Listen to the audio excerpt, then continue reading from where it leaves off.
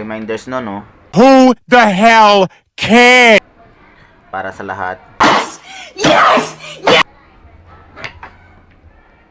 Mas okay na hindi mo friend sa social media yung superior mo, no?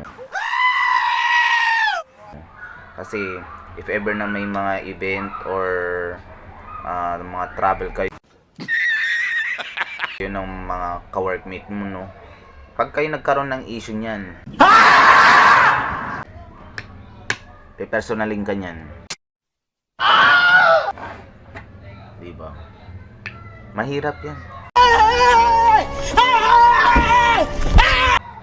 Kaya ngayon pa lang, i-block nyo na.